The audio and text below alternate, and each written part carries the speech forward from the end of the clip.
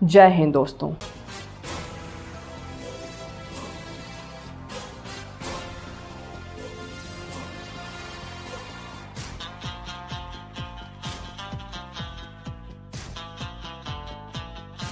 Who is George Soros? He is old, rich, opinionated and dangerous.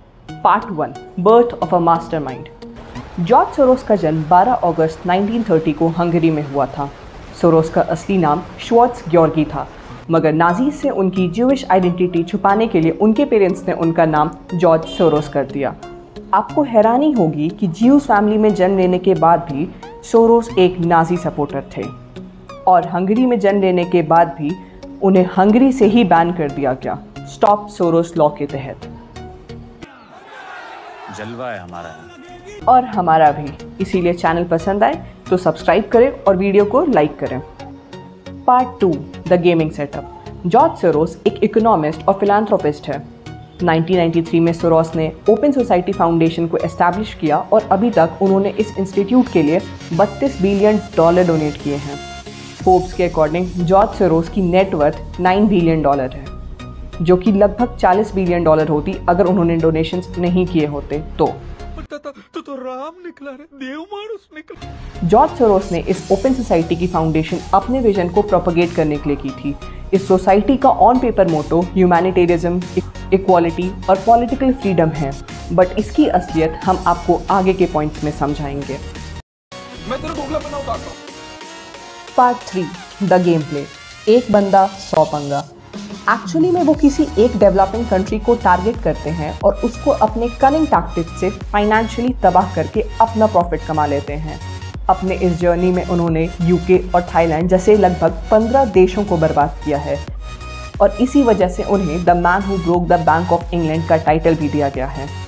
Soros के इसी reputation की वजह से चाइना, इंडिया, रशिया, इजराइल और हंगरी जैसे कई देश की गवर्नमेंट सोरोस के अगेंस्ट है। जब भी किसी देश में उनकी आइडियोलॉजी के खिलाफ कोई दूसरी आइडियोलॉजी को ज़्यादा सपोर्ट किया जाता है तो वो फंडिंग के जरिए उस देश में दंगे, प्रोटेस्ट, क्योस और अशांति फैला देते हैं। उनके अकॉर्डिंग पूरी दुनिया में सिर्फ उन्हीं की आइडियोलॉजी सही है और उसी से सबका भला हो सकता है। एलिजिडली उन्होंने दिल्ली रायट्स और एंटी CA/NRC प्रोटेस्ट में भी फंडिंग की थी। पार्ट 4, खुद के बिछाए जाल में फंस जाना। 1973 में जॉर्ज सोरोस ने न्यूयॉर्क में क्वांटम फंड नाम की एक प्राइवेट हेज फंड की एस्टैब्लिशमेंट की थी, बट जब 2011 में यूएस गवर्नमेंट ने एक रूल पास की थी जिससे कि फंड की ट्रांसपेरेंसी को प्रमोट किया गया था, तो जॉर्ज सोरोस ने उस क्वांटम हेज फंड को बंद कर दिया।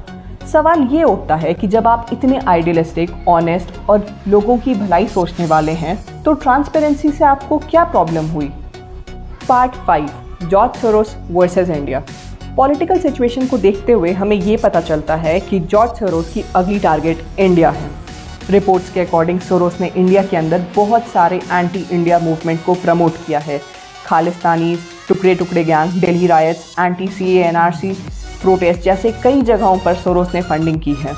उन्होंने रूलिंग इंडिया गवर्नमेंट और इंडिया एज अ नेशन पर भी बहुत सारे कॉन्ट्रोवर्शियल स्टेटमेंट्स दिए हैं।